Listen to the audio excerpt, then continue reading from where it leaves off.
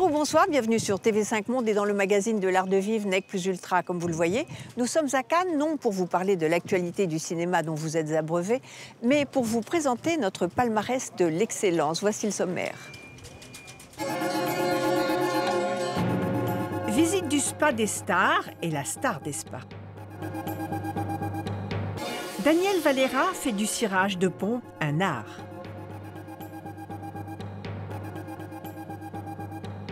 Le bistrot malin et marin de Jacques Maximin. Pour commencer à se mettre quand même dans l'ambiance de glamour extrême que présente ce festival, nous avons suivi le parcours que font les stars quand elles sont invitées à monter les marches. Vous allez voir, ce n'est pas de tout repos, mais le soin à monter des marches, justement, fait par un grand parfumeur, est très agréable. C'est le palace par excellence, et cela fait plus de 100 ans que cela dure. Situé juste en face du Palais des Festivals, l'Hôtel Majestic est le rendez-vous des stars du 7e art. Un lieu glamour qui a séduit une célèbre marque de cosmétiques. C'est ici qu'elle a installé son nouveau spa de 450 mètres carrés. Un havre de paix où l'on prend le temps de s'occuper de soi.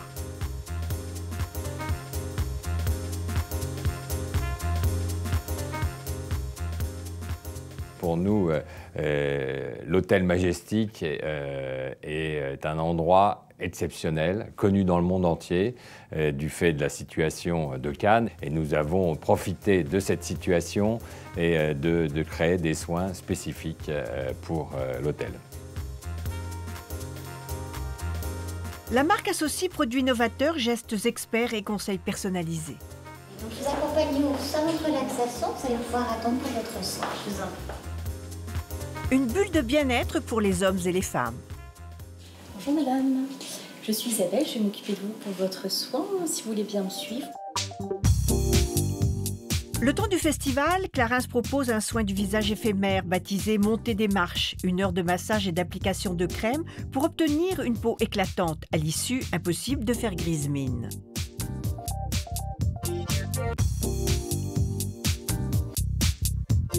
Nous faisons des soins signature pour tous les hôtels et là, celui-là, il s'appelle Montée des marches et le but est d'être, ce que je vous ai dit, lumineux. Voilà. La marque a aussi imaginé 2 soins spécialement pour le palace. La formule tapis rouge combine éclat du visage et maquillage. Après une journée de soleil, l'option croisette permet d'hydrater la peau du visage et du corps.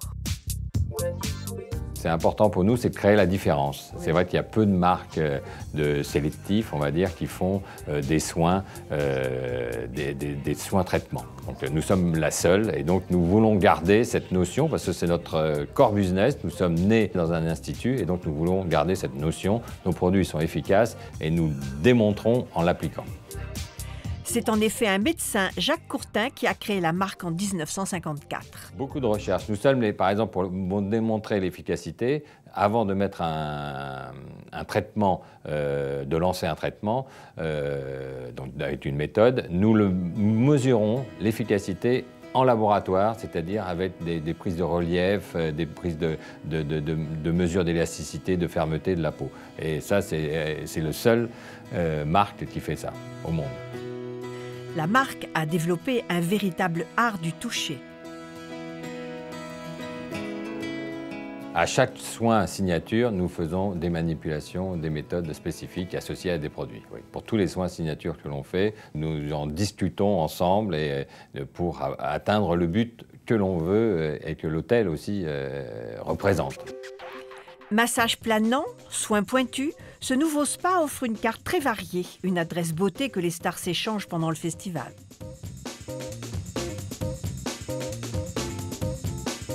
Pour continuer à prendre soin de son corps, la maison a aussi imaginé une salle de fitness. Un coach aide les clients à définir un programme adapté à leur objectif. Pour les allergiques au sport, des transats sont même prévus. Pour fêter l'ouverture du spa, la maison et le Majestic ont convié quelques chanceuses à une soirée. Ici, tout est fait pour se transformer en star. Une styliste de cils est là pour sublimer le regard.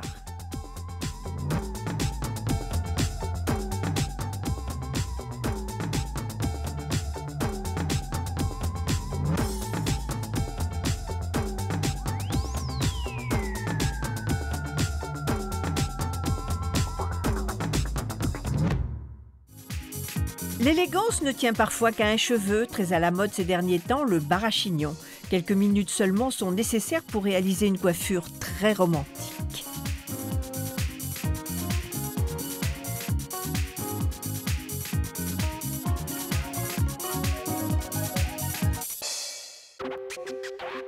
Dernière étape, le maquillage. Les produits respectent l'environnement et utilisent les principes actifs des plantes. Cette maison de cosmétiques est aujourd'hui le leader mondial des cosmétiques de luxe.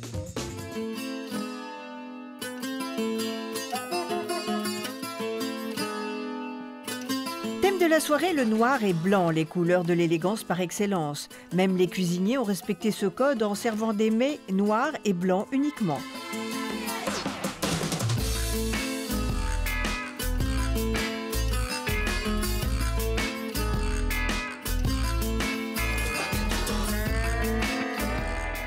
Ce spa fait briller les étoiles du palace.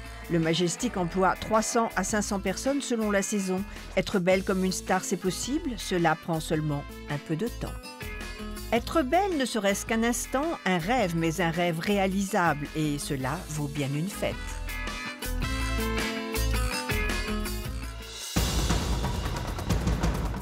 Depuis 18 ans, Daniel Valera cire les souliers des personnalités dans le hall du Carlton à Cannes. Daniel Valera porte très haut la passion qu'il a de son métier, un métier qui est la touche essentielle à ce qu'est l'excellence. Daniel Valera fait briller les stars même quand elles sont dans le cirage après quelques fêtes cannoises. En 18 ans, cet artisan est devenu la référence des grands pieds de ce monde, un métier qu'il exerce toujours avec la même passion. Cireur de pompe, à qui n'en déplaise, mais plus élégamment, cireur de souliers. Mes grands-parents m'interdisaient de sortir avec les souliers négligés.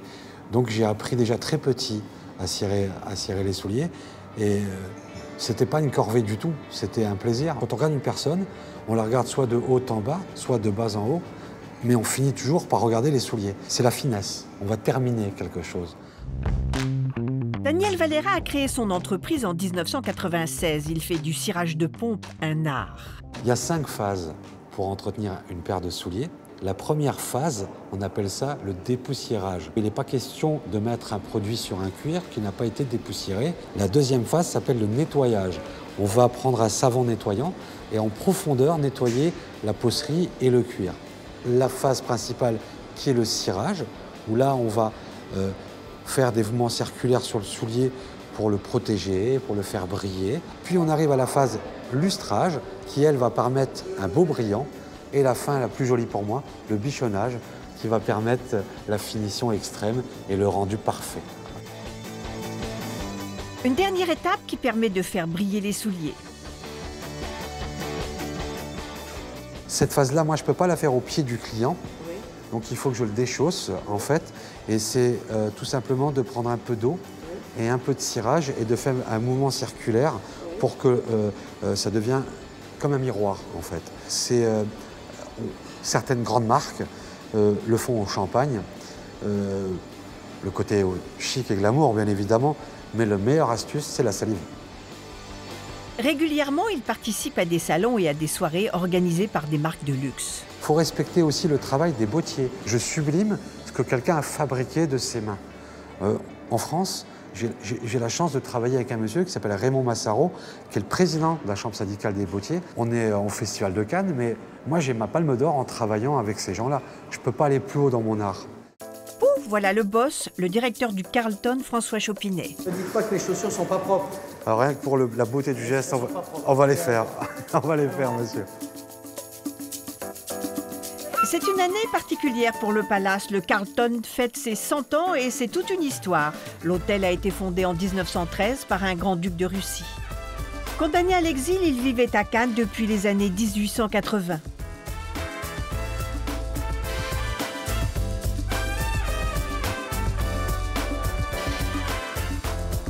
C'est au Carlton qu'est née la Société des Nations, ancêtre des Nations Unies. Lors du premier festival du film en 1946, le Palace héberge les 6 journalistes qui couvrent l'événement. Aujourd'hui, ils sont plus de 6000. En 1954, Alfred Hitchcock tourne ici La main au collet avec Grace Kelly et Cary Grant.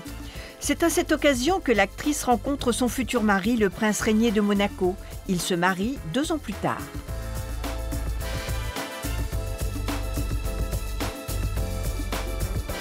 Plus près de nous, en 2011, le palace accueille le G20 et notamment Barack Obama. Depuis 100 ans, les projecteurs, et pas seulement ceux du 7e art, sont braqués sur le palace. Daniel Valera y a d'ailleurs rencontré de nombreuses célébrités. C'est magique de travailler au Carlton pendant le festival du film. On voit la terre entière défiler. J'allais dire à nos pieds, mais non, je suis à leurs pieds et c'est bien. Un monsieur que je suis ravi d'avoir pratiquement à chaque festival, qui adore le soulier, c'est monsieur Gérard Jugnot. Après, il y a ceux qui m'encouragent, comme Patrick Bruel. Et puis après, il y a les grands passionnés aussi, comme José Garcia, qui est un amateur de souliers, qui va se chausser à Paris dans des très grandes maisons et qui a pour habitude aussi de venir m'encourager. Aujourd'hui, les cireurs de souliers ont presque disparu en France, c'est dommage. Je fais un petit métier, j'en suis conscient, mais mon but était de mettre des lettres de noblesse à un métier oublié, qu'on a souvent dévalorisé, et j'ai réussi à lui mettre modestement ces lettres de noblesse.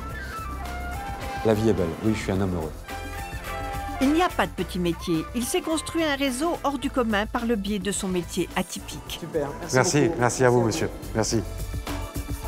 En 2003, ce fils de maçon italien revient sur son parcours dans un livre. Ça raconte l'histoire d'un petit Lorrain qui sa vie n'est pas trop destinée à travailler dans le luxe, qui descend sur la Côte d'Azur et de fil en aiguille, il a la chance de rencontrer ce que j'appelle maintenant des hommes de pouvoir et de parole. Et toute sa vie, son chemin est dirigé vers ces gens-là. Un artisan passionné comme nous les aimons, une personnalité attachante qui fait partie de la légende et qui donne au luxe tout son éclat. Maintenant, je suppose que vous avez faim. Suivez-moi au bistrot de la Marine à Cagnes-sur-Mer. Jacques Maximin nous y attend. C'est un vieux rêve qu'il a enfin réalisé, ouvrir un bistrot sur le bord de mer. Jacques Maximin a trouvé son port d'attache au crot de Cagnes-sur-Mer. En 2010, il a racheté ce petit hôtel pour le transformer en restaurant. Selon le chef, c'est un bistrot malin et marin. La recette de son succès, des produits locaux, très frais, servis dans un cadre authentique. Une simplicité gourmande qui correspond bien à ce cuisinier atypique, l'un des meilleurs au monde, disent ses pairs.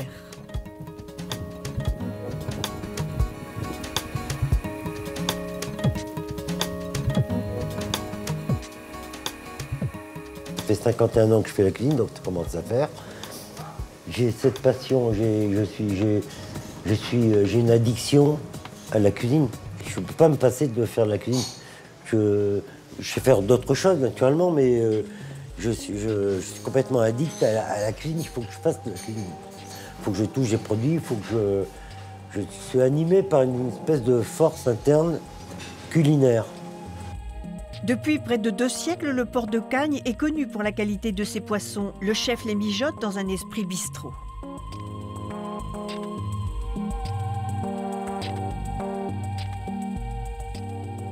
Quand j'étais petit, je pensais toujours que la cuisine était celle que l'on devait faire, celle des livres que l'on devait faire.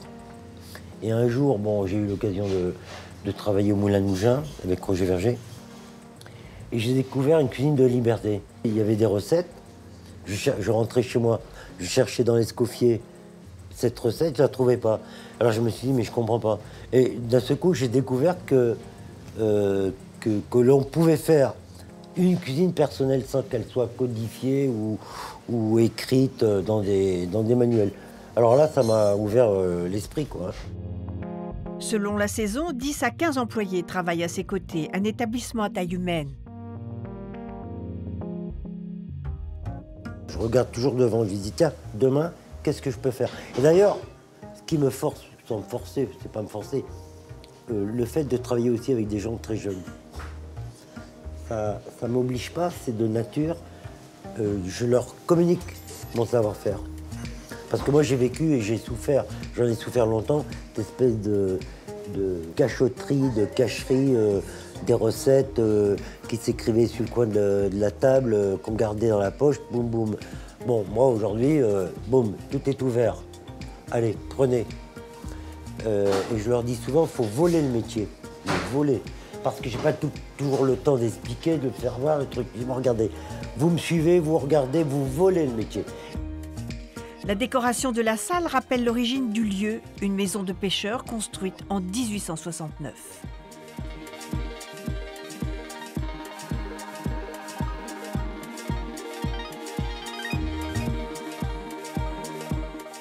Ce métier-là m'a donné l'occasion de rencontrer souvent, très souvent, et de côtoyer des artistes comme César, qui était un grand ami, Armand, Kino, Fari, Ben, Sosno, tous ces gens-là. Donc c'est un privilège, quoi.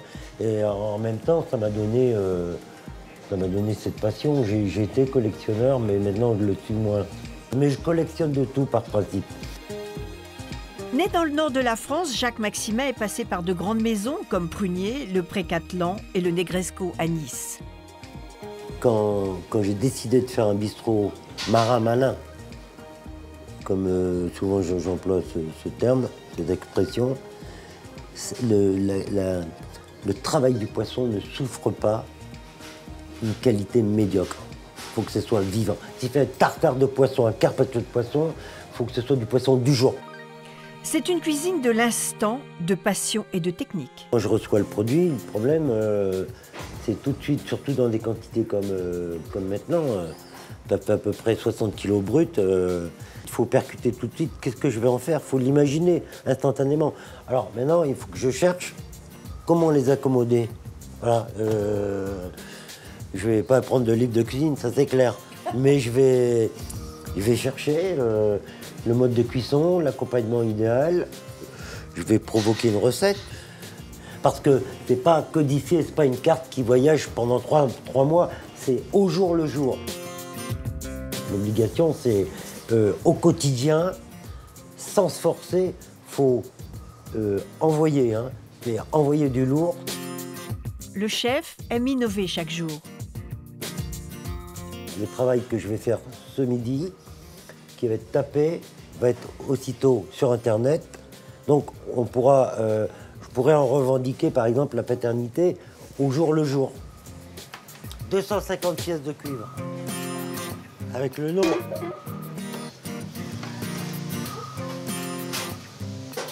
Tiens, peu de Porto là. Un peu de Porto rouge. Allez, c'est parti. Premier bouillon, on les débarrasse. J'ai eu 27 ans, 2 étoiles Michelin. J'en avais une ici, bon, ils l'ont enlevée. Ça ne me dérange pas du tout.